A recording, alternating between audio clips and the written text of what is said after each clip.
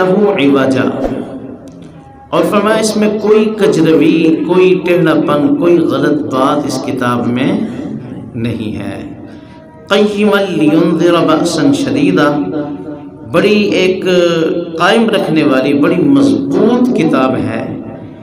تاکہ اس کے غرض نزول کیا ہے، اس کو نازل کیوں کیا گیا؟ لینذر بأسا شدیدا من لدن، تاکہ نبی محترم صلی اللہ علیہ وسلم اللہ کی طرف سے آنے والے ایک سخت سزا اور سخت عذاب سے ڈرائیں۔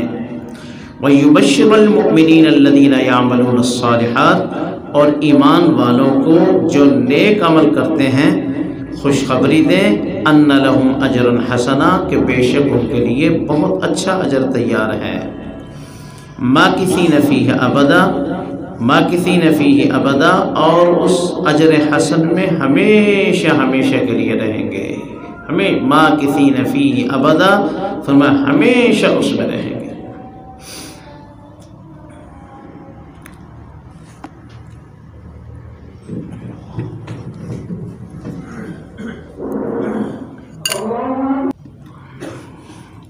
ارشاد فرمایا ماکثین فیہ ابدا، ہمیشہ اس میں رہیں گے۔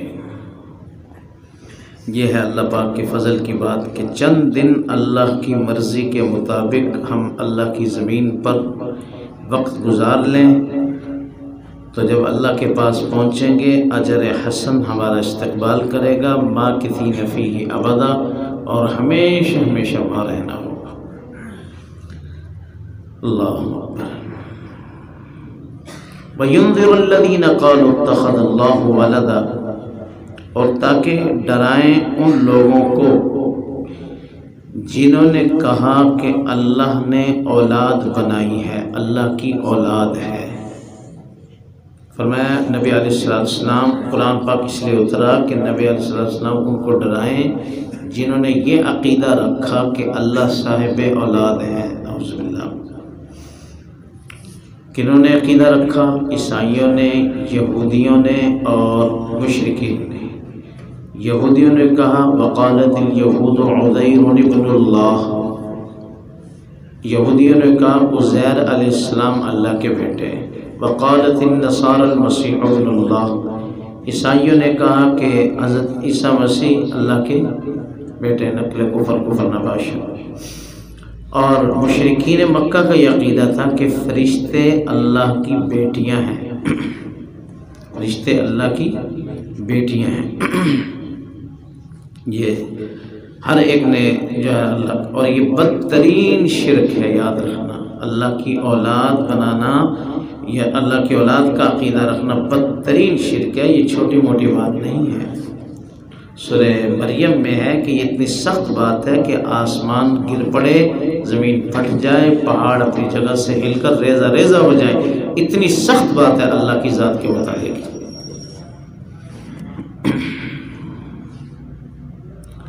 ما لهم به من علم ولا لآبائهم، ان کو اس بات کو کوئی علم نہیں ہے، کوئی ان کے پاس دلیل نہیں ہے، نہ ان کے آباء و اجداد کے پاس تھی جن کا یہ عقیدہ، جن کے عقیدہ پر یہ چل رہے ہیں۔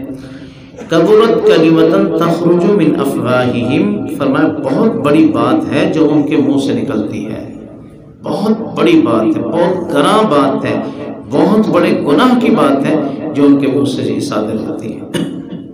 ان یقولون الا کذبا، محض جھوٹ بولتے ہیں، جھوٹ بکتے ہیں۔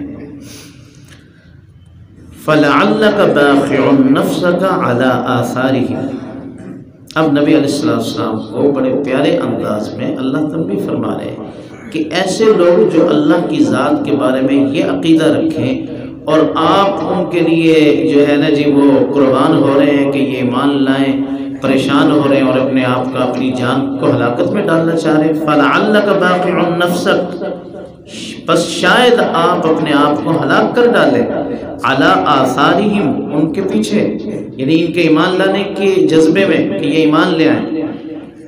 ان لم یؤمنوا بہذا الحدیث اسفا، اگر یہ لوگ اس بات پر یعنی قرآن کریم پر ایمان نہیں رکھتے تو آپ اپنے آپ کو ہلاک کر ڈالیں گے، اسفاً افسوس کی وجہ سے کہ کیوں نہیں ایمان لا رہے، یعنی اللہ نے منع کر دیا۔ ایک مقام پر فرمایا فلا تذهب نفسك عليهم حسرات، آپ اپنے آپ کو ضائع نہ کریں، اپنی جان کو ضائع نہ کریں ان پر افسوس کھا کھا کے۔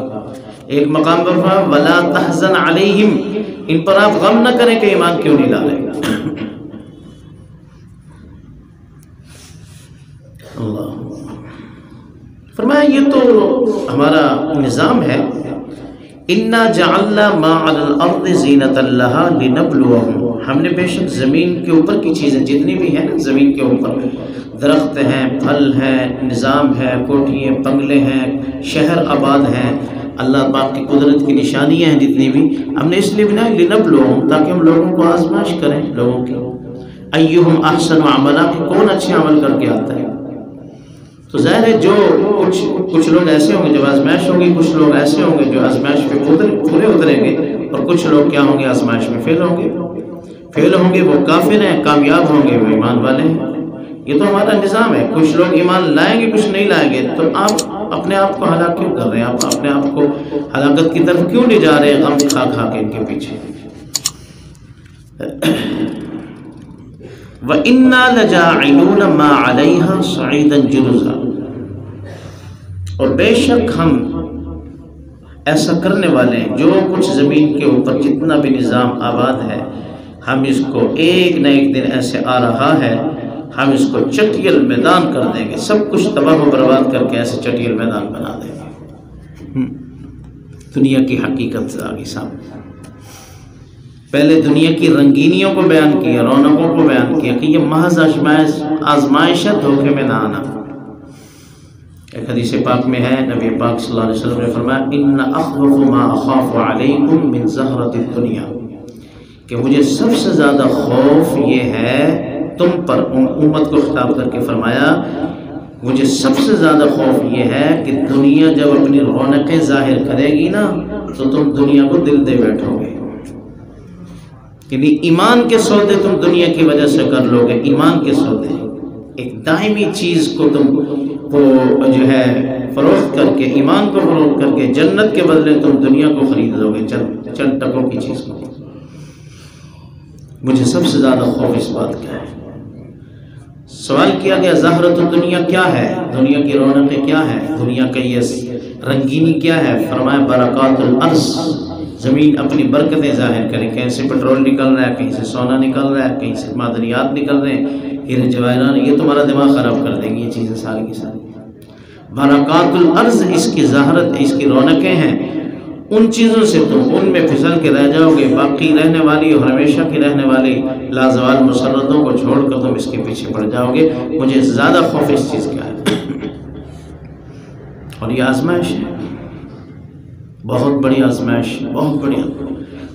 کافر اس آزمائش میں بالکل 100% ناکام ہوا، وہ دنیا کی وجہ سے، دیکھو ایمان تک نہیں ہے اللہ کی ذات پر، ایمان تک سے اور اس سے نیچے آ جائے مسلمان بھی دنیا کے پیچھے عبادات سے غافل ہے، برائے نام مسلمان ہے دنیا کی وجہ سے، دنیا کی رونقیں، دنیا کی آبادی، کاروبار، دکانیں، بنگلے، اسی میں مصروف ہے، عبادات سے غافل، یہ بھی بہت بڑے خسارے میں ہے۔ جبکہ فرمایا کہ ہم نے آزمائش کی ہے کہ تم کرتے کیا ہو، ایہم احسن عملا، کون عمل اچھا عمل کر کے آتا ہے۔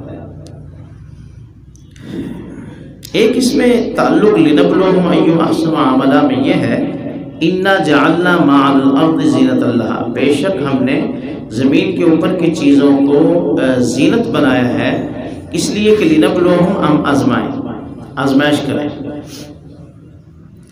آزمائش کس طرح کہ جب یہ سب اللہ کی نعمتیں ہیں، ٹھیک ہے امتحان تو ہے لیکن ہیں تو اللہ کی نعمتیں، اللہ کی نعمتیں کسی اور کی تو نہیں ہے، کسی اور کی طرف سے تو نہیں ہے۔ تو نعمت جب انسان استعمال کرتا ہے تو اس کا تقاضا کیا ہوتا ہے؟ نعمت کا کیا کیا جائے؟ شکر کیا جائے۔ ایہم احسن عملا میں اس کے شکر کا تقاضا ہو رہا ہے کہ میں دیکھنا چاہتا ہوں کہ ان میں سے شکر گزار کون نکلتا ہے۔ سب چیزیں ہم نے بطور آزمائش کے بنائی تو ہیں زینت، اب کوئی شخص انہی زینتوں میں گم ہو جاتا ہے یا جو منعم ہے، منعم حقیقی ہے، اپنے رب کو وہ اپنے رب کے ساتھ تعلق قائم کرتا ہے، یہ انہی چیزوں میں مست ہو جاتا ہے۔ ایہم احسن عملا، ہم دیکھنا چاہتے ہیں کون اچھے عمل کر کے آتا ہے۔ اور پھر ساتھ ہی اگلی آیت میں اس کا فانی ہونا بھی بیان کر دیا ہے، تاکہ اچھی طرح بات سمجھ میں آ جائے کہ یہ تو فانی ہے، اور محض پہلے فرما دیا آزمائش، یہ آزمائش ہے، پھر یہ بھی فرما دیا کہ ہے بھی فانی، تاکہ ایمان والوں کو تسلی ہو جائے کہ ایک تو دنیا کی رونقیں ہمارے لیے آزمائش ہیں، ایک نمبر ایک، دوسرا یہ ہے کہ یہ ایک فانی ہے، ختم ہو جانے والا نظام ہے۔ تو کتنی بڑی بے وقوفی حماقت ہوگی کہ ہم اس بات ہی کو نہ سمجھیں کہ ہمارے لیے امتحان ہے، یا بس ہم اس کے مستحق تھے اور ہمارے لیے دنیا بنی ہے ساری۔ اول تو یہ بات ہے کہ یہ سمجھے کہ یہ تو آزمائش ہے، کسی کو دے کر آزماتے ہیں، کسی سے لے کر آزماتے ہیں، کسی پر بارش کی طرح برسا کے اسے آزماتے ہیں، کسی کا رزق روک کر آزماتے ہیں کہ کرتا کیا ہے، امتحان ہے۔ وَإِنَّا لَجَاعِلُونَ مَا عَلَيْهَا، اور بے شک ہم بنانے والے ہیں ما علیہا، جو کچھ اس پر زمین پر ہے، جتنی رونقیں، جتنی آبادی، جو کچھ ہے، سعیدن جروزا، فرمایا بنجر زمین، خشک زمین کر دینے والے، سعید کہتے ہیں چٹیل میدان، ایسے چٹیل میدان بنانے والے ہیں، ایک وقت ایسے آنے والا ہے۔ واقعی قیامت میں کچھ بھی نہیں ہوگا، حتیٰ کہ اتنے فلک بوش پہاڑ بھی وہ جو ہے بہہ کر روئی کی گالوں کی طرح پگھل پگھل کر وہ بالکل زمین کے برابر ہو جائیں گے، باقی کیا چیز بچے گی؟ جو پہاڑ اپنی جگہ قائم نہیں رہیں گے، یہ ہمارے کوٹھی بنگلے، یہ فیکٹریاں، یہ نظام کھیتی باڑی کا یہ رہے گا، یہ کچھ بھی نہیں ہے۔ جو اتنے بڑے بڑے فلک بوش پہاڑوں کو اللہ پاک ریزہ ریزہ کر دیں گے اور زمین کے ساتھ ملا دیں گے، باقی سب کچھ کہاں رہنا ہے؟ وہ تو ہماری زندگی میں اپنا ایک مکان بنتا ہے، 100 سال کے بعد اس کو گرا رہے ہوتے ہیں، باپ بنا کے جاتا ہے، پوتا اسے گرا رہا ہوتا ہے، پوتا بناتا ہے، پھر پڑ پوتا اسے گرا رہا ہوتا ہے۔ تو یہ فنا کا تو ہم منظر اپنی زندگیوں میں دیکھ رہے ہیں۔ تو فرمایا وَإِنَّا لَجَاعِلُونَ مَا عَلَيْهَا صَعِيدًا جُرُزًا، بے شک ہم زمین کے اوپر کی سب چیزوں کو چٹیل میدان ایسے بنجر کر دینے والے ہیں۔ اللہ سے دعا ہے کہ اللہ پاک ہمیں اس آزمائش میں کامیاب فرما دے، اس اخروی آزمائش میں جس سے ہم گزر رہے ہیں، اس کامیابی کا یہ ہے ایمان مضبوط ہو، ایمان ہے الحمدللہ، ایمانیات مضبوط ہوں، ایمان کے مطابق اعمال صالحہ بھی ٹھیک ہوں، بس ایمان کے ساتھ ایمان کے جو تقاضا ہے اعمال صالحہ، تقوی و طہارت، وہ ہماری زندگیوں میں آ جائے۔ اس کے لیے اللہ والوں کی صحبت اور کثرت ذکر کی بہت ضرورت ہے، تاکہ دل دنیا سے اچاٹ ہو اور آخرت کی طرف رغبت ہو۔ ایک حدیث پاک میں ہے، شرح صدر کے بارے میں پوچھا گیا کہ شرح صدر کیسے حاصل ہوتا ہے؟ شرح صدر جب تک حاصل نہیں ہوتا، انسان اخروی زندگی کے لیے کچھ نہیں کرتا۔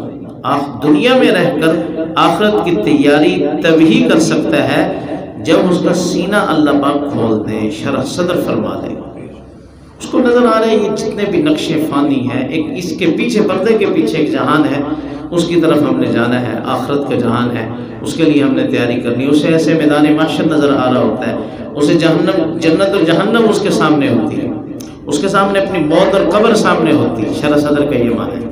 اور جس کا شرح صدر نہ ہو، کہتا ہے یہی سب کچھ ہے، اے جہان ڈٹھا اگلا کیا، اے جہان میٹھا اگلا کیا ڈٹھا، وہ کہتا ہے یہی سب کچھ ہے۔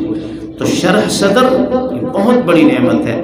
شرح صدر اللہ والوں کی صحبت سے، کثرت ذکر سے حاصل ہوتا ہے کہ انسان کا سینہ کھل جائے، دل دماغ روشن ہو جائے، اور اس کو دنیا کی حقیقت نظر آنے لگ جائے، اور آخرت کا بھی پتہ چل جائے کہ آخرت کیا ہے۔ تو شرح صدر کے بارے میں پوچھا گیا، فرمایا شرح صدر کی علامتیں کیا ہیں؟ شرح صدر کی حقیقت نہیں بتلائی، شرح صدر کی علامت بتلائی کہ جب انسان کا سینہ کھلتا ہے تو پھر اس کو کیا جذبہ عطا ہوتا ہے اللہ کی طرف سے۔ نمبر 1 التجافی عن دار الغرور، نمبر 2 والانابۃ الی دار الخلود، نمبر 3 الاستعداد للموت قبل نزولہ، ٹھیک ہے. نمبر 1 کہ التجافی عن دار الغرور، دنیا سے دل کا اچاٹ ہو جانا. دنیا سے دل کا اچاٹ ہو جانا یہ بغیر عشق الہی کے نہیں ہوتا، یاد رکھنا. اللہ کی محبت جب غالب آتی ہے، اللہ کرے ہو جائے، نصیب فرما دے اللہ پاک ہم نالائقوں کو، تو جب اس کی محبت غالب آتی ہے تو پھر دل دنیا سے اچاٹ ہوتا ہے. یاد دل دنیا سے اچاٹ ہو جائے. والانابۃ الی دار الخلود، دار خلود یعنی جنت کی طرف، آخرت کی طرف اس کی رغبت ہو جائے. آخرت کے لیے کوشش کرے زیادہ سے زیادہ کہ میں نے جانا ہے، میں نے جانا ہے، میں نے اپنے گھر جانا ہے، میں نے آخرت میں جانا ہے، میں نے اللہ کے سامنے پیش ہونا ہے. ہر عمل اس جذبے سے کرے کہ تم اپنی آخرت کے لیے کر رہا ہوں، اپنے رب کو راضی کرنے کے لیے کر رہا ہوں، آخرت کا بینک بیلنس بنا رہا ہوں. نمبر 3 الاستعداد للموت، موت کی تیاری. کیا موت، یہاں موت کا لفظ زبان پہ آئے تو خوف سانے لگتا ہے ہمیں. موت کی تیاری قبل نزولی، اس کے آنے سے پہلے موت کی تیاری. اب ہم میں سے کوئی بھی شخص ٹھیک ہے ہم عمل کر رہے ہیں، ایک لکیر کے فقیر جیسے ایک عادت سی بنی ہوئی، لیکن اس جذبے سے نکل رہے کہ میں اپنی موت کی تیاری کر رہا ہوں. سمجھ یہی نہیں کہ ہم نے تو آب حیات پی رکھا ہے، ہم نے تو کب مرنا ہے، وہ فلاں فلاں مرے گا، فلاں مرے گا، فلاں مرے گا، ہم نے کہاں مرنا ہے. تو موت سے پہلے موت کی تیاری، یہ اللہ والوں کے کام ہے. ہمارے تو سننا سنانے کافی ہے نا. حضرت لاہوری رحمہ اللہ کے بارے میں حضرت فرماتے تھے کہ اپنا خود بازار سے کفن خریدا اور اس پر لکھا یہ احمد علی کا کفن ہے. یہ کس کا کفن ہے؟ احمد علی کا کفن ہے. خود خرید کر لائے اور سال پہلے اس کو رکھا اور یہ لکھا احمد علی کا کفن ہے. اور اللہ سے کبھی کبھی دعاؤں میں عرض کیا کرتے تھے اے اللہ میں آپ کے پاس آنے کے لیے تیار ہوں، میرا دنیا میں کوئی کام نہیں ہے، بس میری نماز قضا نہ ہو، میرا درس قرآن کا قضا نہ ہو، درس جو اگلے درس سے پہلے مجھے اٹھا لینا، درس قرآن کریم کا درس قضا نہ ہو، میری نماز قضا نہ ہو، میرا دنیا میں کوئی کام نہیں، میں آپ کے پاس آنے کے لیے تیار ہوں. یہ ہے جب تعلق بنا ہوتا ہے نا پھر ایسا ہوتا ہے. ہم تو یہ سوچتے ہیں کہ میرے بچوں کا کیا بنے گا، فلاں کا کیا بنے گا، فلاں کا کیا بنے گا. سوچ آتی ہے انسان کو اگر میں مر گیا، میری موت آ گئی، میرے بچوں کا کیا بنے گا، میرے فلاں کام کا کیا بنے گا، یہی سوچتے رہ جاتے ہیں. بچے تو ان کے بھی تھے لیکن اللہ سے عرض کر رہے ہیں. عراق کے ایک گاؤں میں، کسی گاؤں میں ایک شخص، ایک اللہ والے نحیف البدن، ضعیف البدن، ایک عرصہ سے مسجد میں پڑا انہوں نے ڈالا ہوا ہے. عرصہ سے کم از کم 20 سال ان کو مسجد میں پڑے ہو گئے. وہیں ان کو کھانا مل رہا ہے، اللہ پاک مخلوق دے رہی ہے. کسی نے پوچھا یہاں اتنا لمبا عرصہ آپ کو مسجد میں ہو گیا، کس لیے بیٹھے ہو؟ اعتکاف بھی نہیں ہے، اعتکاف میں نہ بیٹھتا چلو مسجد سے پہلے. کہتے ہیں میں موت کی انتظار کر رہا ہوں. اور فرمایا 20 سال ہو گئے میں موت کی انتظار کر رہا ہوں، آ ہی نہیں رہی. 20 سال ہو گئے موت کے لیے پڑھو کہ چلو اللہ کے گھر میں آ جائے. جو انتظار کرتے ہیں میرا خیال ان کی زندگیاں لمبی ہو جاتی ہیں. میں پہلے بھی عرض کیا کرتا ہوں کہ موت کے لفظ سے ہمیں بڑا خوف سا آتا ہے. سمجھتے ہیں کہ کہیں وہ موت ملک الموت سن ڈالے اور فوراً آ ہی نہ جائے. موت زندگی کی محافظ ہے، یاد رکھنا. موت کا دن جو ہے وہ کیا ہے؟ زندگی کی حفاظت کرتی ہے. جو وقت اللہ نے لکھے اس سے پہلے آ ہی نہیں سکتی، چاہے جتنا بندہ بیمار ہو، جتنا مرضی موت کے اسباب بن جائیں. موت زندگی کی کیا ہے؟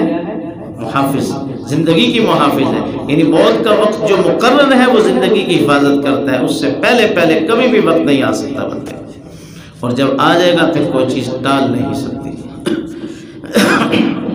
اللہ سے دعا ہے کہ اللہ پاک ہمیں اس کی توفیق نصیب فرمائے. تو شرح صدر کہ انسان کا سینہ کھل جائے. فرمایا دل دنیا سے اچاٹ ہو جائے اور آخرت کی طرف رغبت پیدا ہو جائے، اور موت کے آنے سے پہلے موت کی تیاری شروع کر دے. ہاں جس کا جانے کا ارادہ نہیں ہے، یا جس کو یہ خبر مل چکی ہے تو نے 1 لاکھ سال یہاں زندہ رہنا ہے یا 1000 سال زندہ رہنا ہے، وہ مزے کرے. باقی جس نے مرنا ہے اللہ پاک اس کو اس بات پہ عمل کی توفیق دے.